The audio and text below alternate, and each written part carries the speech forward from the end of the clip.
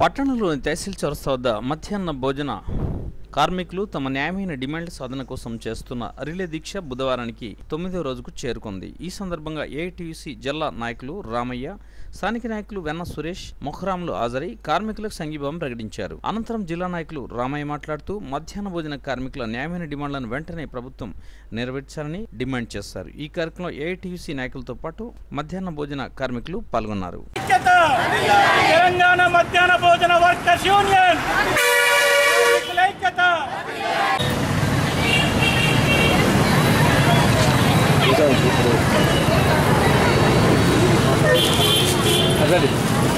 ఏదైతున్నదో గౌరవం వేతనంతో వాళ్ళను సుడుదప్పుడు చేయడం జరుగుతుంది. తెలంగాణలో మరి కేసీఆర్ గారు అనేక విధాలుగా సంక్షేమ పథకాల పేరిట చేస్తున్నటువంటి సందర్భంలో మరి వీరికి కావాల్సిన సమస్యల గురించి తెలంగాణ ప్రకటించిన ఇప్పటి వరకు కూడా అనేక సందర్భాల్లో ఈ ప్రభుత్వానికి వినియోగించడం జరిగింది.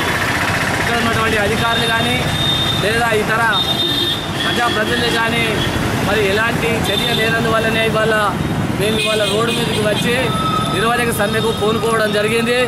మరి ఇప్పటికైనా కానీ మరి కేసీఆర్ గారు వెంటనే ఏదైతున్నదో వీళ్ళ న్యాయమైన సమస్యలను పరిష్కరించేందుకు కృషి చేయాలి. ఎందుకంటే నిన్ననే ఒక మీటింగ్ అయింది కేంద్ర రాష్ట్ర ప్రభుత్వ అధికారులతోని.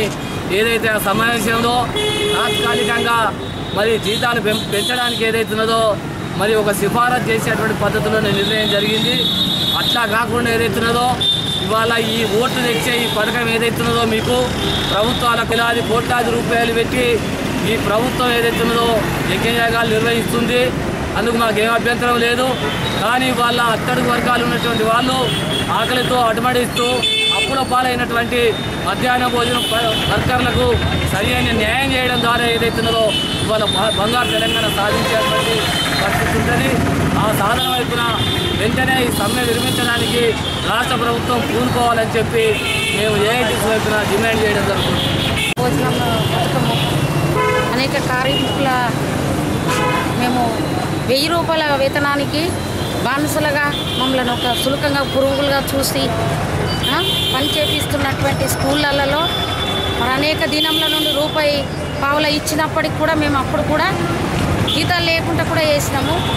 మరి అప్పటి నుండి ఇప్పటి వరకు సహనంతో మేము చేస్తున్నటువంటి మా సమస్యలు తీర్చాలని తెలంగాణ ప్రభుత్వంని మరి రాష్ట్ర ప్రభుత్వం కానీ కేంద్ర ప్రభుత్వం కానీ పట్టించుకోకపోతే ఈ సమ్మెని ఇంకా కొనసాగిస్తాము.